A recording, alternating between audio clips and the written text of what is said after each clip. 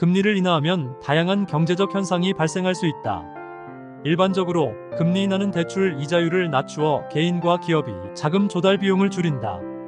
이로 인해 소비와 투자가 증가하며 경제 성장을 촉진할 수 있다.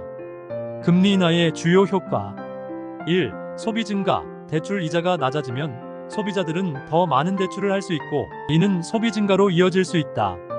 2. 투자 활성화. 기업들은 낮은 이자율로 자금을 빌려 투자를 확대할 수 있으며 이는 생산성 향상과 고용 창출에 기여할 수 있다.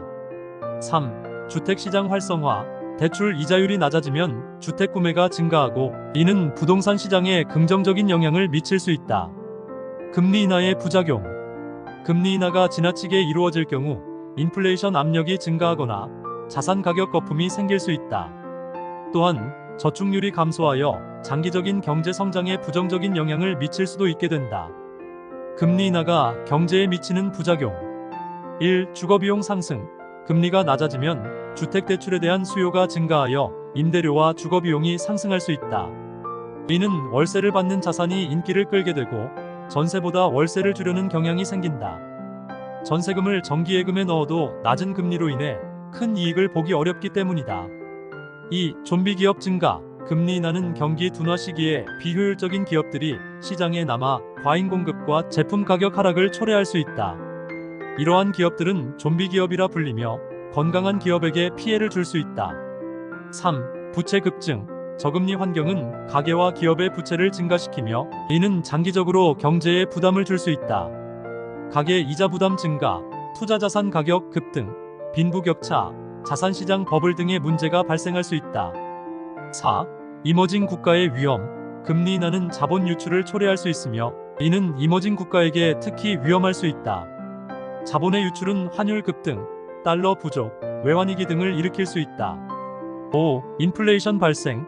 금리 인하가 지속될 경우 화폐의 가치가 떨어지고 물건값이 올라가는 인플레이션이 발생할 수 있다.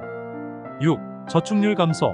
은행에서 발생되는 이자의 금리가 낮아지기 때문에 사람들이 저축을 하지 않으려 한다. 경제에 미치는 긍정적인 영향 1. 소비 촉진. 금리 인하는 대출 이자 부담을 줄여 개인과 기업의 소비 및 투자를 증가시킨다. 이는 경제 성장을 촉진하고 소비자들이 내구재나 고급 상품에 대한 지출을 늘릴 수 있게 한다. 2. 산업 생산 및 투자 활성화. 낮은 금리는 기업들이 자금을 더 저렴하게 조달할 수 있게 하여 산업 생산과 투자를 촉진한다. 이는 신기술 개발, 인프라 구축, 연구 및 개발에 대한 투자를 포함할 수 있다. 3. 주택시장 활성화. 금리 인하는 주택담보대출 이자율을 낮추어 주택 구매 비용을 줄이고 주택시장의 활성화를 가져올 수 있다. 이는 신규 주택 구매자들에게 유리하며 건설 산업에도 긍정적인 영향을 미친다. 4. 환율 하락과 수출 증가. 금리 인하는 통상적으로 해당 국가의 화폐 가치를 하락시키는 경향이 있다. 이는 수출을 촉진하고 국제 경쟁력을 강화할 수 있다. 5. 증시 활성화. 낮은 금리는 투자자들이 채권보다는 주식시장에 더 많이 투자하도록 유도한다. 이는 주식시장에 자금이 유입되어 주가 상승을 가져올 수 있다. 미국의 금리 인하로 인한 세계적인 영향. 금리 인하는 전 세계적으로 유사한 경제적 영향을 미친다. 각국의 중앙은행은 경제 상황에 따라 금리를 조정하며 이는 국내외 경제에 다양한 영향을 준다. 예를 들어 미국 연방준비제도의 금리 인하는 글로벌 금융시장, 환율 변동, 외국인 투자 유입, 무역 수지 등에 영향을 미친다. 미국의 경우 금리 인하는 경제 문제 발생이나 침체의 앞선 선제적 대응으로 이루어질 수 있으며 이는 경기 사이클의 중간 조정으로 볼 수 있다. 또한 금리 인하는 대출과 신용카드 이자율을 낮추어 소비를 증가시킬 수 있으며 기업의 생산과 수출을 증가시켜 경제 성장률을 높일 수 있다. 미국의 금리 인하가 한국에 미치는 영향. 미국 연방준비제도의 금리 인하는 대한민국에 여러 가지 영향을 미칠 수 있다. 일반적으로 미국의 금리 인하는 글로벌 금융 여건을 완화시키고 실물 경제에 긍정적인 영향을 줄 수 있다. 특히 한국은행의 보고서에 따르면 미국의 금리 인하가 한국의 가계부채 감축에 영향을 줄 수 있다고 한다.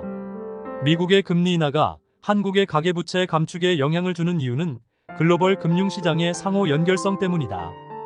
미국 금리가 인하되면 전 세계적으로 금융 조건이 완화되고 이는 한국을 포함한 다른 나라들의 금리에도 영향을 미친다. 미국 금리가 낮아지면 한국의 국고채 금리도 낮아질 가능성이 있다. 이는 한국 내에서 대출의 이자 부담을 줄여주어 가계부채의 부담을 완화시킬 수 있다. 즉, 가계는 기존의 부채를 재조정하거나 새로운 대출을 더 낮은 이자율로 받을 수 있게 되어 전반적인 부채 부담이 줄어들 수 있다. 미국의 금리 인하 시점. 미국의 금리 인하 시점에 대한 예측은 여러 은행과 기관에서 다양하게 제시되고 있다. 일부 보고서에 따르면 2024년 하반기에 금리 인하가 예상된다고 한다. 한편 대한민국의 금리 인하 시점도 여러 전망이 있으며 일부 분석에 따르면 한국은행이 미국보다 좀 더 빠르게 2024년 하반기 전에 금리 인하를 진행할 것으로 보인다. 이러한 금리 인하는 통화정책, 금융시장, 환율 등에 영향을 미치며 특히 한국과 미국 간의 금리 차이가 축소될 경우 외국인 투자자의 한국 자본시장에 대한 투자가 증가할 가능성이 있다. 그러나 이러한 예측은 경제 성장률, 물가 상승률, 실업률 등 다양한 경제 지표에 따라 변동될 수 있으므로 지속적인 관찰과 분석이 필요하다. 따라서 중앙은행은 금리 정책을 결정할 때 경제 상황, 인플레이션, 실업률 등 다양한 요소를 고려하여 신중하게 결정한다. 또한 금리 인하의 영향은 경제 상황과 금융시장의 다른 요소들과 상호작용하면서 나타나므로 정책 결정자들은 이러한 복합적인 상황을 면밀히 분석해야 한다. 금리 인하는 경제 전반에 걸쳐 다양한 방식으로 긍정적인 영향과 부정적인 영향을 줄 수 있으며 경제 상황에 따라 그 효과의 정도가 달라질 수 있다. 또한 금리 인하의 가능성과 시기, 그리고 그로 인한 경제적 영향은 계속해서 관찰해야 할 중요한 요소다. 하지만 금리 인하가 지나치게 이루어지면 인플레이션과 부동산 가격 상승 등의 부작용이 발생할 수 있으며 이는 글로벌 경제에도 영향을 미칠 수 있다.